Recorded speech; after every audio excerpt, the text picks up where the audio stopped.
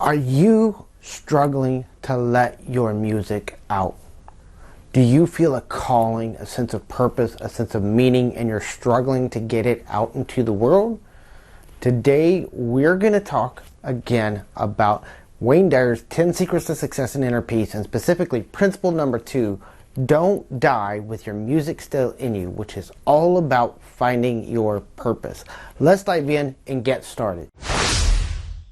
Welcome to my channel. In case you're new here, my name is James, and this is my Serenity Journey, where I share my tips on the pathway to inner peace. I've been working on this pathway myself really for 45 years, but really intensely and intently for about a year and a half in my own life. And I've kind of mapped out a 5-step process that I call my pathway to inner peace. One of the biggest keys to finding your own inner peace is finding your calling, your sense of purpose, the direction and the meaning in which your life was born to live. And today we're going to talk about how to do that. If you're new here, I've been doing a review of Dr. Wayne Dyer's 10 Secrets to Success and Inner Peace. You can find a link to the book in the description below, where you can pick it up on Amazon. You can also go to his publisher, which was Hay House, and you can pick up not only the book, but his 10-hour-long program applying the 10 Secrets to Success and Inner Peace, which is part of what we reference as we're going through this guide. So it really helps if you go through both of those programs to understand fully what we're talking about. So I first read the 10 Secrets to Success and Inner Peace, about 9 years ago, and it's been one of the most profound impacts on my life. And one of the teachings he repeated in that book, but he also talked about it in most of his teachings and programs, is don't die with your music still in you. See, I personally believe that we all have a purpose, an intention for which we were born, and we all came here for a reason.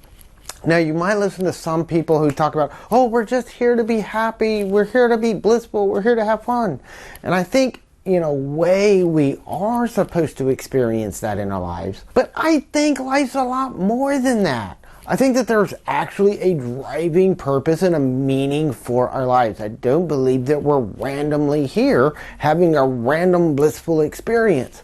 I personally believe that we all have certain skills, talents, abilities that were given to us to do something to serve humanity. Now, it might be in a small way. You might be really, really skilled at nurturing and caring for people, and you might be the best mom or run a daycare.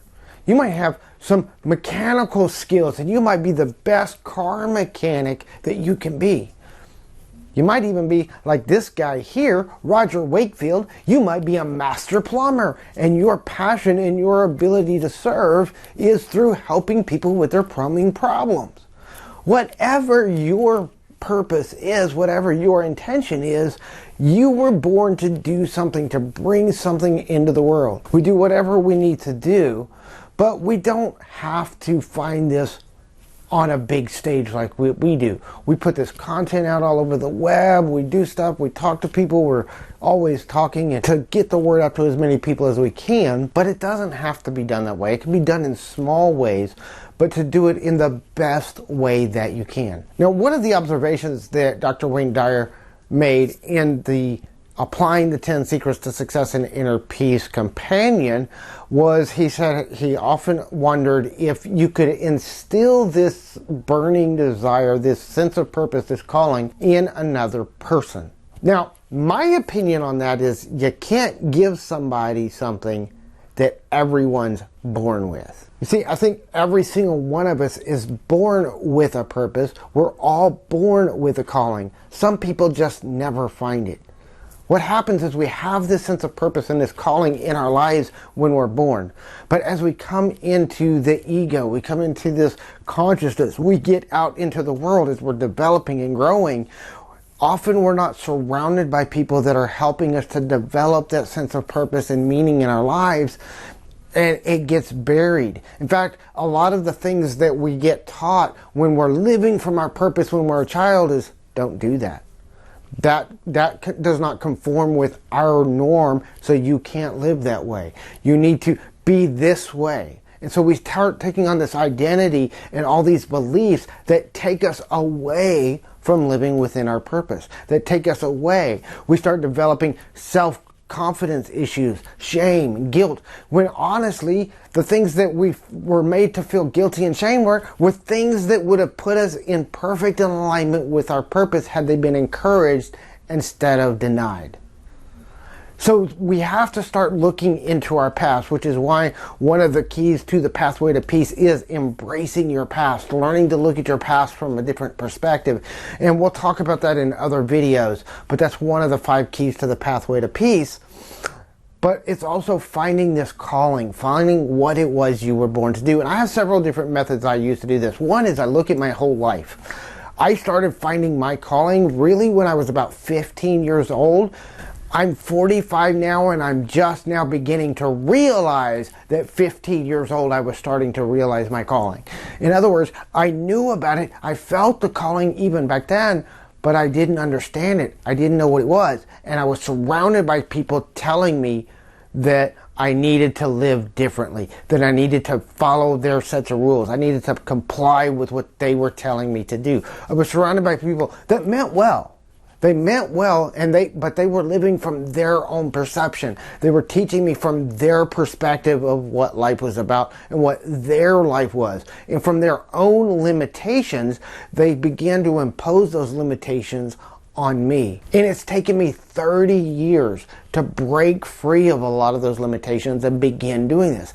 This channel, my blog, the content that I create, the books that I'm writing, the speeches that I'm preparing to give, are all part of me sharing this calling. And there's several things that I did to find this. One, I did a timeline of my life. And as I started going through a timeline and highlighting some of the most important memories and some of the most important things in my own life, which I did this as I went through embracing my past, but as I did that, I also started noticing patterns. And some of these patterns showed some significant points in my life, some of which were things that I thought were insignificant, but wound up being significant turning points in my life that I didn't realize until years later. Some of those important events were things like me breaking free of the church, me breaking free of a dogmatic approach to life, even to the point of feeling guilt and shame about doing that, to the point where I almost attempted suicide. Well, okay, almost committed suicide. I luckily failed. But there's also a lot of other minor things that I did, small relationships that I had, minor incidences that happened between me and friends that I never really put a lot of significance on at the time. Things that happened between me and my parents that I didn't put any significance on at the time. And they were all points in which I could have stepped into my purpose, but I chose to fall into limitation instead. So as we start looking at our lives, we'll see that there were moments in our lives that put this really big purpose in front of us, and we had to choose whether to follow that purpose or follow our own imposed limitations. Now, I don't want you to feel guilty or shameful about these limitations either. Hey, I've had a lot of them in my life. A lot of them I learned as a child. They were taught to me. It was other people's limitations imposed on me. But I also have to accept that even though it was from the perspective of a child, I accepted those limitations into my life. So as a person of taking responsibility, which is not blame. This isn't about blame. This is about responsibility.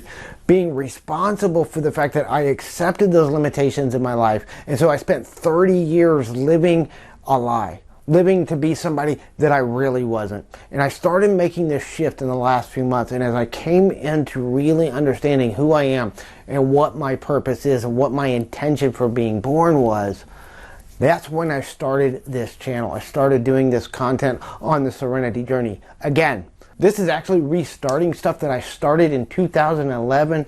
In 2013, my daughter was born with a severe disability, and I allowed her limitations to put limitations on me, and I stepped away. I also went through this period of what we call imposter syndrome, where I didn't believe in myself, and then I got some negative feedback from other people, and because I had my own self-confidence issues I hadn't worked through yet, I deleted everything I had done. And it was some of the most popular and some of the best content I ever created. And I just deleted all of it. I deleted even the hard copies off of my computer So when I decided to get back into this, I had to start all over from scratch just a few months ago. But a lot of those ideas and philosophies have been with me, but also my knowledge and understanding of them has grown over the years as well. So I was even in a position back then to start working on this pathway to peace and this level of understanding, but I wasn't quite ready yet. I think everything happens for a reason in our lives, and I think it's because I knew the calling back then, but I wasn't ready to step into it. And so now this is what I'm doing in my own life. One of the other things that I found very, very interesting in my own life recently, and I've talked about this in some of my other videos, I've recently gotten into the study of astrology. And as you study astrology, you start understanding all the planets and the alignments and the different aspects in astrology and diving deep into the layers and layers and layers. And some key things came up. One, for finding your purpose, for example. Now, I'm no astrologer. I'm just a very beginning student. I've only been doing it for a couple of months now, but there's a few key points to look at in your astrology. One, your 10th house, which is called the midheaven. That's going to tell you kind of the arena of what your purpose is. The other thing is look at your north node. Find where your north node is in your astrology chart. My north node is in Scorpio, but it's in the 12th house, which is the house of spirituality, and the house of Scorpio is the house of transformation. And this is really what my entire purpose is about. I'm here to help people with spiritual transformation. It's really what my entire life has been about. Now, I'm not just saying that I know this because of astrology. It just helped to shine a light on things I already was figuring out and already knew. I already knew that my entire life had been about understanding the spiritual journey and about my own spiritual transformation. And part of my life career, my work, the best work I ever do is when I'm helping other people make that transformation themselves. That's the purpose of my channel. That's the purpose of my blogs, my ebooks, all the stuff that I do is to help guide people through a spiritual transformation, and specifically through finding peace. Now, one of the things that I've found in my own life, in my own contemplations, my meditations on this, our purpose for which we're born is very general. It's not specific. Oh, you were born to write this book, to create this one thing, to invent this thing, and that's going to make you famous. That's not what it's about. It's not about fame. It's not about popularity. It's not even about anybody really knowing about it. That's something that's outside of you. A lot of people are still operating from the ego, so when they think of purpose, they think it means this is what's going to make me famous and popular and everybody's going to know who I am. Now, it can do that, but you have to think about this.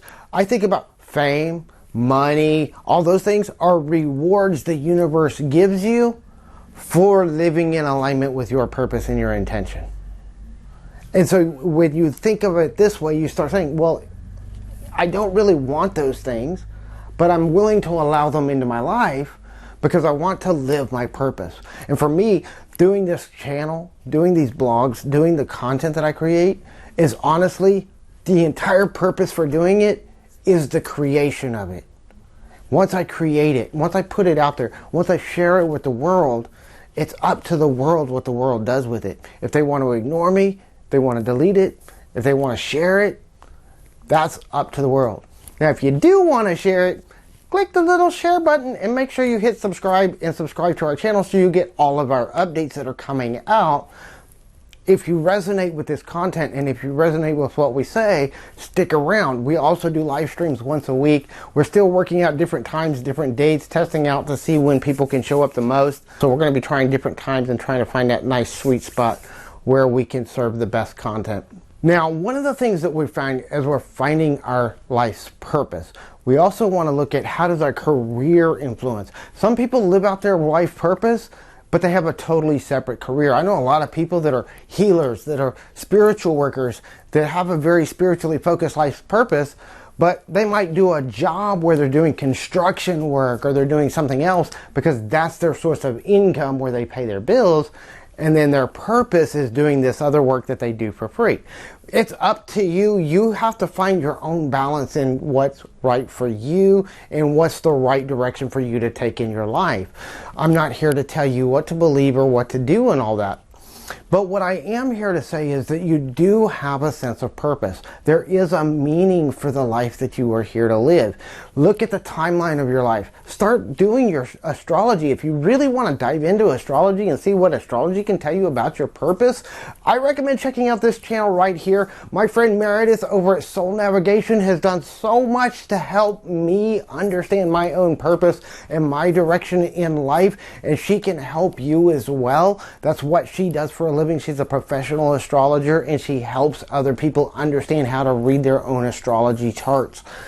One of the things that I've been doing in my own life is continuing to grow as a content creator and learning and developing myself in my skills. Part of that's because when I started looking at my 10th house, creativity, artistry, it came up that writing would be a big influence in my life, as well as music, which music, not so much. I love music. I use music a lot, but I'm not a very musically gifted person. If I were to start singing right now, everybody would probably run screaming.